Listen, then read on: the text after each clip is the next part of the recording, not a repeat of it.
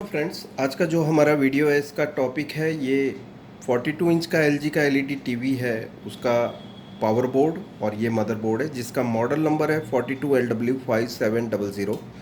इसमें फॉल्ट क्या है पहले देख लेते हैं। यहाँ पर मैं जब पावर ऑन करता हूँ, मैंने पावर ऑन किया, आप यहाँ इंडिकेटर लाइट की पोजीशन जो है वो रेड देख रहे हैं, दैट मीन्स ये स्टैंड बाय में है। और इसके बाद जब हम इसे ऑन करते हैं ये ऑन होने के बाद इंडिकेटर लाइट जो है वो ब्लिंक करती है, लेकिन ये वाइट एलईडी नहीं होती है, रेड का रेड में ही रहती है और ब्लिंक करती रहती है। यही फॉल्ट है इसमें कि ये टीवी ऑन नहीं होता है हम पावर ऑन दबाने के बाद भी। यहाँ आप देखेंगे कि ये indicator light as it is position में ब्लिंक करती रहती है, दैट मीन्स डिम और फुल होती है, लेकिन ये ऑन नहीं हो रहा है। दैट मीन्स वाइट एलईडी अगर जो ये हो जाती है रेड से वाइट तो ये ऑन होगा, लेकिन ये ऑन नहीं हो रही है। पहले देख लेते हैं किस तरह से ये टीवी को हम डायग्नोस करेंगे। यहाँ पर सबसे पहले आपको जानना होगा कि ये जो कनेक्टर है, कनेक्टर जो मदरबोर्ड में जा रहा है, ये पावर बोर्ड की पिन नंबर 9 से लेकर 12 नंबर की पिन के ऊपर से 3.5 वोल्ट जा रहे हैं ये वीडियो प्रोसेसर में। और यहाँ पर ये जो प्रोसेसर है ये मिनी प्रोसेसर है, इसको मैं क्लोजली बता देता हूँ आपको ये किस तरह से फंक्शन करती है।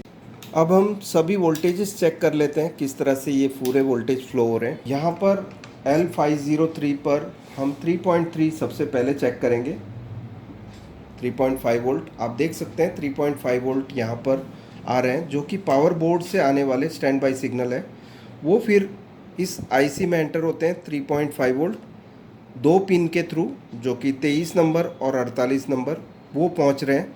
उसके बाद फिर जब हम पावर ऑन करते हैं इस आईसी की पिन नंबर 36 से रिले ऑन वोल्टेज निकलता है। आइए देख लेते हैं पहले relay on voltage pin number 36 से निकल रहे हैं कि नहीं। तो यहाँ मैं चेक कर रहा हूँ 36 नंबर पे आप देखेंगे 3.5 वोल्ट निकल रहे हैं।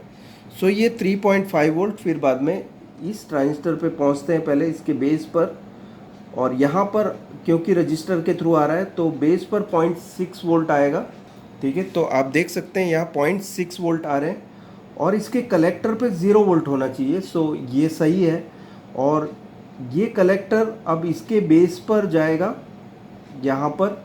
यहाँ आप देखेंगे 0.8 वोल्ट आ रहा है और जो इसका कलेक्टर है दूसरे ट्रांजिस्टर का Q502, यहाँ पर ये 3.5 वोल्ट आ रहे हैं। ये power on voltage power board में जाने के बाद इसमें ये जो एसएमपीएस है इससे 12 वोल्ट और 24 वोल्ट निकलेंगे, जो कि इस कनेक्टर के थ्रू आउट होने के बाद L501 पे हमें 12 वोल्ट मेज़र करना है और L504 पे 24 वोल्ट, जो कि साउंड प्रोसेसर के लिए जा रहे हैं इसमें। और ये जो 12 वोल्ट है टिकॉन प्रोसेसिंग के लिए भी जा रहे हैं और साथ में यहाँ पर जो बक रेगुलेटर्स लगे हुए हैं उसमें भी 12 वोल्ट से लो वोल्टेज बन रहे हैं। यहाँ पावर ऑन के बाद ये 12 वोल्ट यहाँ पर जनरेट हुए हैं। ये 12 वोल्ट अब किस तरह से टिकॉन में जाएंगे वो देख लेते हैं। यहाँ पर ये जो आईसी है इस आईसी की पिन नंबर 11 यहाँ पर है। इस पिन के थ्रू यहाँ पर मैं जो चेक कर रहा हूँ आप वोल्टेज देखेंगे 3.5 वोल्ट आ रहे हैं, जबकि यहाँ पर 0 वोल्ट होना चाहिए था, लेकिन यहाँ 3.5 वोल्ट आ रहे हैं। ये एक रॉन्ग पोजीशन पे है, लेकिन ये आईसी खुद ख़राब नहीं है। इसमें जो बीसीएम चिप है इससे भी इसका रिलेशन है, क्योंकि ये आईसी डेटा एंड क्लॉक के थ्रू कनेक्टेड है मेन बीसीएम चिप के थ्रू भी, जो कि वीडियो प्रोसेसिंग का काम कर रही है। साथ में यहाँ पर कुछ फंक्शंस जो है इसके साथ को रिलेटेड है। अभी देख लेते हैं हम बाकी के आउटपुट वोल्टेजेस जो कि बक रेगुलेटर से बन रहे हैं वो बन रहे हैं कि नहीं। तो सबसे पहले मैं यहाँ चेक कर रहा हूँ, ये आउटपुट 1.2 वोल्ट आप देख सकते हैं, यहाँ पर 1.2 वोल्ट बन रहा है। ये पावर ऑन के बाद बन रहा है, जो कि इनपुट 12 वोल्ट से यहाँ बन रहा है।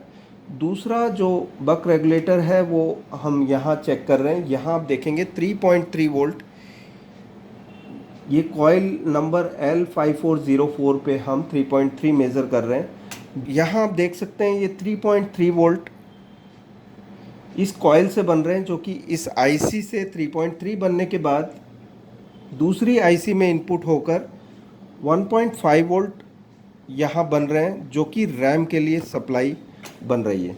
सो दूसरी कॉइल जो है, यहाँ आप देखेंगे आउटपुट जो है 1 वोल्ट कोर वोल्टेज, जो कि वीडियो प्रोसेसर के लिए ज़रूरी है, वो कोर वोल्टेज यहाँ बन रहे हैं 1 वोल्ट। सो ये भी जो बक रेगुलेटर है ये भी काम कर रहा है।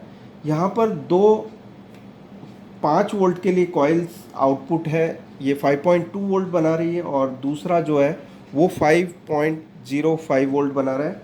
इनपुट 12 वोल्ट से और ये भी इनपुट 12 वोल्ट से। सो दोनों 12 वोल्ट से 5-5 वोल्ट की दो सप्लाई यहाँ बन रही है, ठीक है।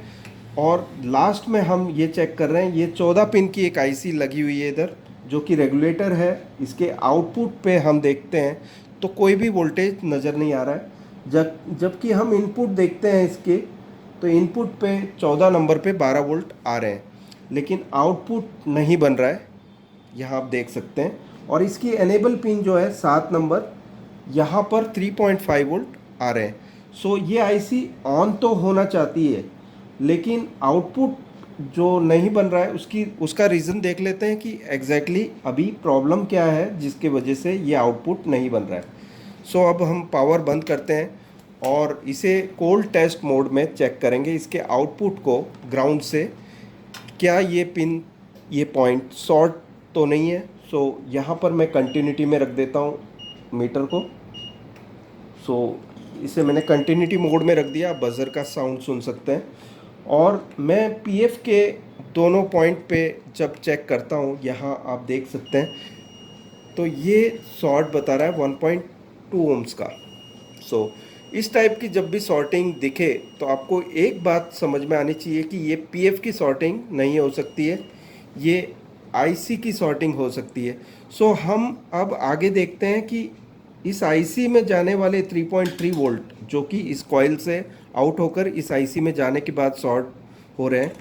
सो अब हम यहाँ पर नीचे के साइड में आईसी के एग्जैक्टली नीचे पीएफ को देखेंगे, क्या वो पॉइंट शॉर्ट बता रहा है कि नहीं।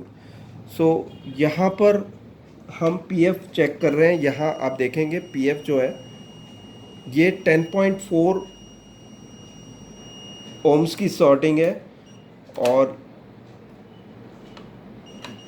ये वाला जो पीएफ है 11.5 ओम्स की शॉर्टिंग है। ये पीएफ 10.9 ओम्स की शॉर्टिंग है। ये पीएफ 10.9, ये पीएफ जो है ये 1.3 ओम्स की शॉर्टिंग बता रहा है। सो ये 3.3 वोल्ट आईसी में जाकर शॉर्ट हो रहा है। यहाँ पर ये जो BCM चिप है, जो कि वीडियो प्रोसेस करने का काम कर रही है, सिंगल LVDS आउटपुट दे रही है, और सिंगल LVDS निकलने के बाद फ्रेम रेट कन्वर्टर में जाने के बाद डबल LVDS कन्वर्ट होकर आउटपुट पैनल को, टिकॉन को ड्राइव कर रही है। सो यहाँ पर ये लाइन कम्प्लीटली शॉर्ट है 2.1 ओम्स से। सो आपने देख लिया दोस्तों कि एग्जैक्टली इसमें फॉल्ट क्या था जिसकी वजह से 12 वोल्ट टिकॉन पे भी नहीं पहुंच रहे थे। उसकी वजह, मेन वजह ये प्रोसेसर, वीडियो प्रोसेसर शॉर्ट है। सो दोस्तों आपने देखा कि किस तरह से हमने इसे पता लगाया कि एग्जैक्टली फॉल्ट कहाँ पर है। इसी तरह की ट्रेसिंग मेथड हम ट्रेनिंग में भी देते हैं। सो अगली ट्रेनिंग जो मेरी होगी वो है अहमदाबाद में 2 नवंबर को, जो कि 5 दिन की ट्रेनिंग है। वर्कशॉप पे यहीं पे ट्रेनिंग होगी, और वर्कशॉप में 5 दिन की ट्रेनिंग है। ये 2 से लेकर 6 नवंबर तक होगी ये ट्रेनिंग। आपको अगर जो इसमें भाग लेना है तो आप ले सकते हैं। मेरा फ़ोन नंबर डिस्क्रिप्शन में है, और नीचे भी फ्लैश कर रहा है मेरा नंबर, आप मुझे फ़ोन कर सकते हैं ट्रेनिंग की जानकारी लेने के लिए। इसके बाद जो मेरी दूसरी ट्रेनिंग होगी वो चंडीगढ़ में है। चंडीगढ़ की ट्रेनिंग 23 नवंबर को होगी, जो कि 3 दिन की है। चंडीगढ़ या चंडीगढ़ के आसपास जो भी रहते हैं वो उनको अगर जो ये ट्रेनिंग लेनी है तो चंडीगढ़ में ये ट्रेनिंग ले सकते हैं आप। और उसके बाद जो दूसरी ट्रेनिंग होगी वो है 27 दिसंबर को दिल्ली में, वो भी 3 दिन की होगी। सो जो दिल्ली में रहते हैं, दिल्ली के आसपास, वो ट्रेनिंग ज्वाइन करके ट्रेनिंग ले सकते हैं। सो दोस्तों, आपने ये वीडियो देखा, शुक्रिया उसके लिए। और अब तक मेरी चैनल सब्सक्राइब ना की हो तो सब्सक्राइब ज़रूर करें, ताकि जो मेरे लेटेस्ट वीडियो हैं उसके नोटिफिकेशन आपको मिलेंगे और सबसे पहले मेरा वीडियो देख पाओगे।